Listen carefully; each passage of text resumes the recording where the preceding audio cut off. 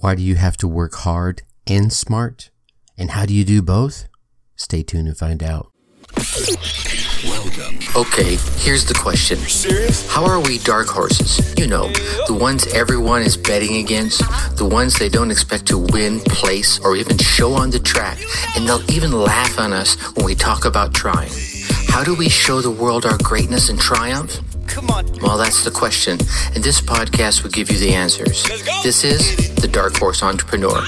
My name is Tracy Brinkman. And push it out. What is up? What is up? What the hell is up, my Dark Horse friends and family? Welcome back to your ongoing dose of hard and smart working learning. I'm your Dark Horse host, Tracy Brinkman, and you, well, that, my friend, is infinitely more important. You are a driven entrepreneur, or perhaps you are one in the making. Either way, you're here because you're ready to start, restart, kickstart, and just start leveling up with some great marketing, personal, or business tips and results in order to build that beautiful business of yours into the empire it absolutely deserves to be. That's why I'm here hitting you with yet another solo success episode on the Dark Horse Entrepreneur as we dive deep into success with actionable advice, tips, and steps designed to help you level up your game in business and life. Because we already know there are no shortcuts to success except for taking those little steps towards your goal every single day. Now, I know you're getting value from these episodes, right? Especially the amazing guests I've been lucky enough to have on this show. And if you are getting this value, please make sure you go on down there and hit that subscribe button. While you're there, leave us a 5-star rating. Drop some kind words in the reviews. Ask questions. I love you answering the questions to those that listen to this podcast. And I read each and every one of those reviews, so please be sure that's one of your ways to engage. Of course, you can always email me. Now, why should you subscribe, rate, and review this podcast? Well, these subscribed ratings, reviews are your way of telling the podcast platform that you are getting that value and that they kick us up a little bit in the rankings so that we can reach more driven entrepreneurs just like you. So if you're getting that value, and I know you are, please take a moment, show the love, and help spread the word. Speaking of those questions, I got asked not too long ago, is it better to work hard or work smart in entrepreneurship, in business in general, in life in general? And coming off the backside of yesterday's episode, off the previous episode with Jackson Milan, where he was talking about you need to work hard and smart, I figured this is a great time to share my thoughts on that. And my thoughts kind of resonate around a quote I seen from Thomas Jefferson, so long ago. And the quote goes, "I'm a greater believer in luck, and I find the harder I work, the more I have of it." Right? Isn't that true? It seems like when you're out there busting hump and grinding away, luck seems to pop its pretty head up and say, "Hey, guy, come on over here. Hey, girl, come on over here," right? So when posed with the question whether you should work hard or smart, you're probably not going to like the answer. And I'm going to stand by it because I absolutely believe the fact that you're going to have to work hard and smart in order to achieve the level of success. If you're listening to this podcast, the level of success I know that you dream and desire and deserve for that matter.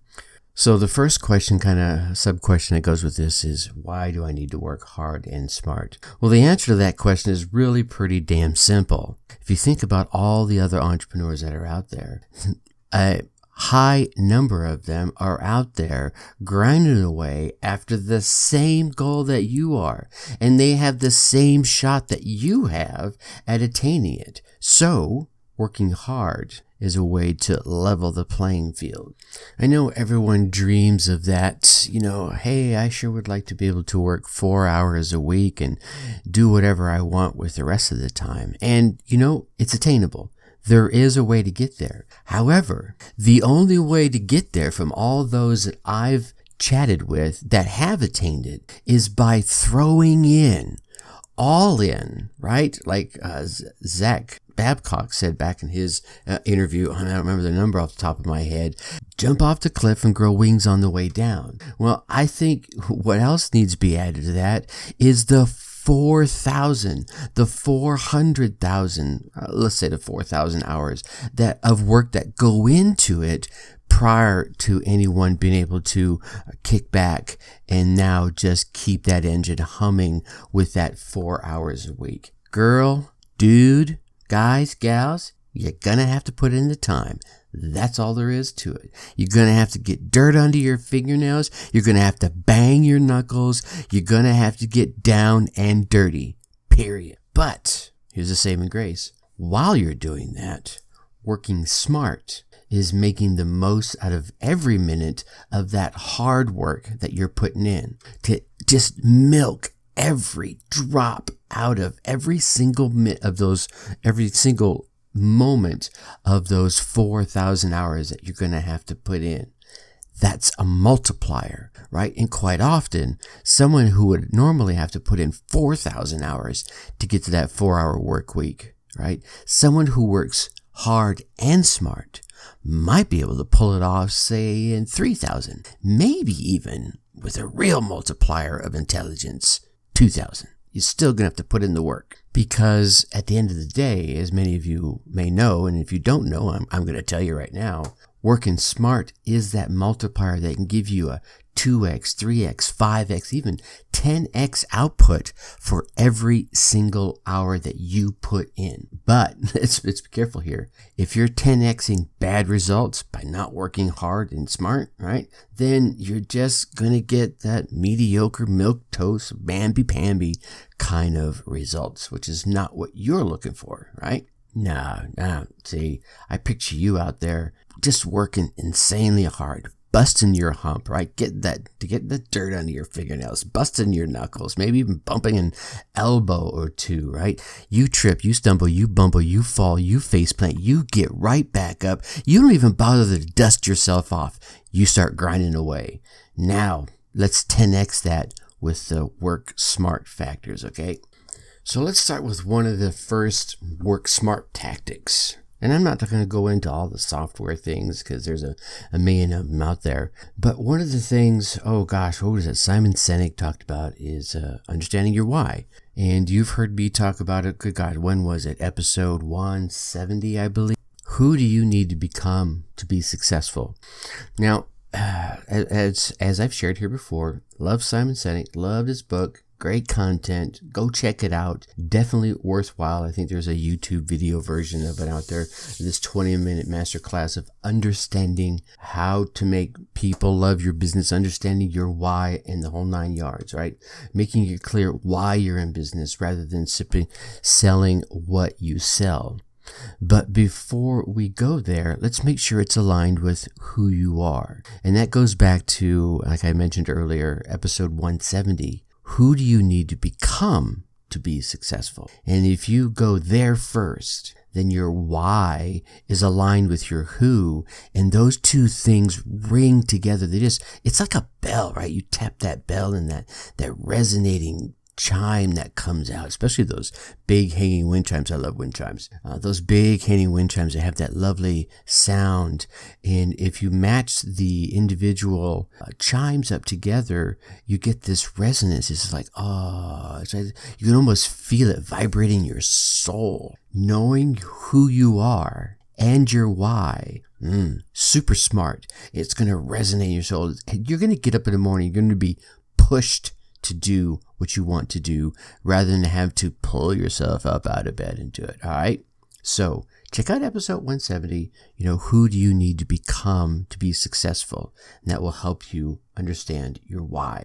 And should you happen to have a team that you're working with that's working for you, it will help you push them via the motivators that make them who they are and why they are there to help you and your organization, which leads right into the next tip, which is surround yourself with hardworking people, right?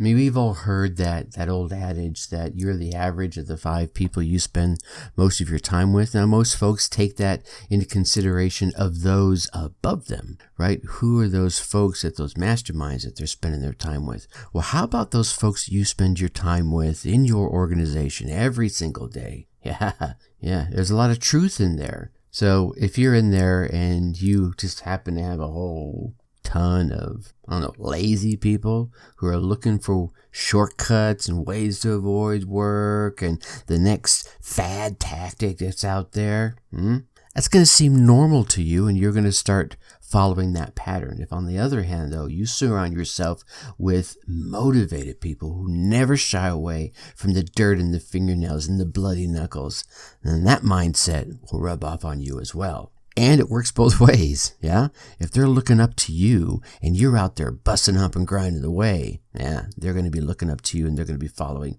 that lead. And while you're looking for those hardworking people, make sure you find those hardworking people that align with you and your core values and the core values that you're building for your organization. I just got off an interview with Gina Suzanne, which will be airing in the next few weeks here.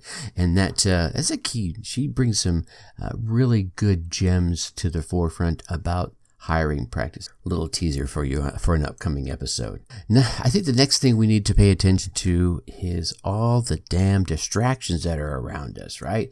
This one is so simple, almost begs not to be mentioned, but I think I'd be remiss not to mention it. It's so simple just to turn off your email, turn off your phone, or at least turn off all the alerts for your social media, right? Maybe you need to keep your phone on. You got a missus, you got some kids out there. But turn off all those things that are distracting you and that may be keeping you from giving it 100% of your attention while you're sitting down to work. So here's the thing. We as humans, we're kind of wired. We're like water. Right? If you pour water down some sort of incline or decline, the water is going to take the path of least resistance. And guess what? We humans, we're going to do the same damn thing, right? And these distractions give you a path of least resistance. I mean, it's far easier to pick up your phone and answer an email or a text from a friend, a coworker, potentially even a client or a spouse, right? Or one of your kids. It's a lot easier to do that than it is to sit down and grind away at the hard work. So turn the distractions off. That way, the hard work becomes easier by default, and you become more efficient as a result. Remember that 10x factor we were talking about. Okay, enough of the working harder parts, right? We all get the working harder parts. I think the only other note I had in here about working harder is chunk down your tasks so that they're far more manageable. But let's get to the smarter part, right? I think the smarter part is where a lot of us stumble, bumble, trip, and fall and totally faceplant. I know it was a piece of my learnings over time. And the first thing was about delegating and delegating correctly. And I think the key to delegating correctly is to find someone with the motivated skill set to get the tasks done as good as or better than you. I know no one's going to do it as good as me. Okay, let's find someone that's got the motivated skill set to get the task done. Okay, so that you can move on to higher priority, higher pressure, higher need tasks. That way you're easily 2xing, if not more, your time. So work smart. And I think one of the things that keeps people from doing this is, oh gosh, the time it'll take me to offload this task to someone, I could have gotten it done. Yeah, maybe. But in the time it would take you to offload that task, you would do that once. How many more times is that task going to arise, right? If it's copy, for example, there's going to be lots of times that that's going to come up. So if you can sit down and spend that hour or 2 hours articulating the style of voice you want for your copy to the person that's now going to be taking over the copy, then that 1 hour is going to turn into 10, 20, 30 hours down the road that you do not have to keep doing, all right? There's that 10x factor right off the bat. So invest the time in finding the right people and bringing them up to speed, and be very clear and very descriptive in the instructions for the task that you want to have done. And then the next piece is automating. Oh man, we can delegate some things to technology that we haven't thought about. Here's a very, very simple example. So during the norm of our days, there's probably a number of common replies to FAQs, frequently asked questions that we get about ourselves, about our business. Well, and every time we type that, we're spending, 10, 20, 30 seconds, depending on the reply. Well, there are tools out there like A-Text or whatever, where you can create a common reply with a shortcut. And then now all you got to do is go, hey, Control A or whatever the shortcut might be. And now that 20 or 30 seconds is just popped right into your phone or your desktop. And now you can just add the little customization nuances that you want. Some of these even have customizations inserted into a quote unquote canned reply.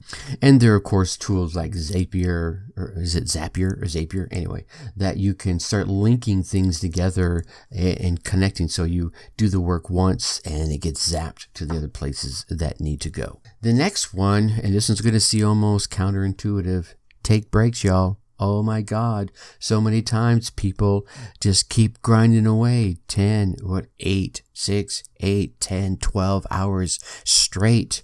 Here's what you don't realize. The quality of your work deteriorates past a certain point. Now, your point might be 4 hours.